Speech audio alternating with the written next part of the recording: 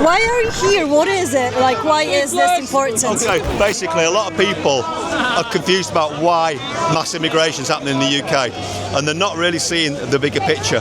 So, Tony Blair tried to get in an identity card in the UK, and the public said no, and he had to scrap it. Since then, he started mass immigration, which has led to the predictable chaos that we have in the country and the divisions. So that's a tactic, and people can't see it because it's a long-term tactic. They think politicians aren't clever, but the people pulling the levers at the top are very clever. And so that tactic is to create chaos, fear and confusion amongst the public, which is what it's done. And now it's coming to a head. Keir Starmer is launching the BRIC card, digital identity, with biometric identity, facial recognition, potential control of your bank accounts, potential control of all you spend, potential profiling of every single person by ethnicity, religion, beliefs, anything. It's a limitless tool to control humanity. And so he's presenting that to the public to say this is the solution to immigration, the problem that his people started in the first place. Yeah, that's why they're wrecking all our institutions and bringing our nation down. There's no need for governments if they can control us through digital wallets individually, and that's the world they're creating. And they have the technology to do it. They've developed the digital identities, and he's launched the BRIC card as a proposal already, and they have central bank digital currencies in over 150 countries developed and ready to go. It's been trialled in Nigeria and places like that, and it failed abjectly because the public don't want it. But what they're going to do is create an emergency, maybe a war, civil war, whatever they want to do, and on the back of that they will say, hold on, there's a food shortage. We need to ration everything. You need a digital identity. See how it works? So to make that happen, they're attacking our farmers with inheritance tax, which means they have to give 20% of their farm away every generation. So that ruins the farming industry. They're calling false diseases like TB is not the biggest problem in the world, but like if a mum had flu, they wouldn't kill her and her baby.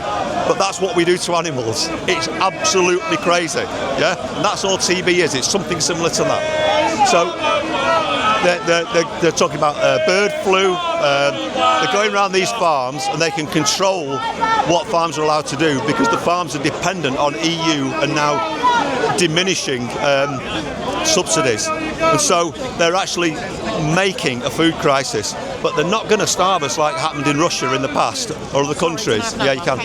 They're not going to starve us. They're going to continue what they've already been doing. They're starving us of nutrition. So all fresh produce, all meat produce with real perfect nutrition is being phased out, and it's really unprofitable for farmers to make those products. They're making wheat, grain, maize, which goes straight into processed foods, along with palm oil, which comes from Brazil or wherever else. And they're creating, I walk into a supermarket, and I used to sell to the food industry, so how asleep was I? I didn't realise just how far it had gone. But I wouldn't buy anything from a supermarket. I'd probably buy 2 or 3 things that I can't get anywhere else.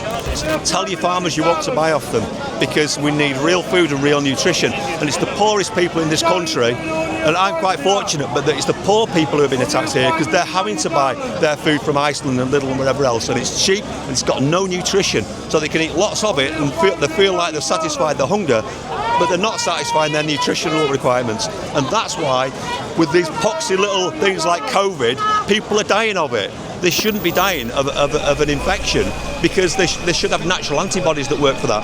Vaccines are a completely false premise to solve a problem which we've got a natural immunity to. So it's all about nutrition and it's all about control of our data. And they're creating this world where literally we will be told instantaneously at the checkout, you can't book that holiday, sir, because you commute to work, you're burning fuel, so you passed your carbon limit. So you can see how these agendas are coming forward. And already, if you look at quite a lot of the bank cards and the statements, they're already tracking your carbon footprint. So they're well advanced with all this stuff. Their technology is well advanced to what they've told us it is. And the AI is the same. It's controlling way more of what we're saying and doing. It knows everything that you and I are talking about, and when we're talking about it. It's listening to us through our phones, and the government are legislating to get more and more data from our phones and our social media companies because it's digital, and therefore if they install it, I refuse to say once it's installed, if they install it, then it's irreversible. There is no way back, because you and I aren't going to come out here with a leaflet knowing that that means we can't have half our shopping next week, and that's where it's going. This mass immigration is purely and totally to create the division, to create the premise for a digital identity. They don't care about Muslims, immigrants, Albanians, you or me. They don't care about any of us. And this is all about controlling every single human. So the left, I've got a bit of like socialist left in me. You know, when Jeremy Corbyn was running the Labour Party, I joined a political party for the first time in my life. I soon cancelled it when I knew where it was going.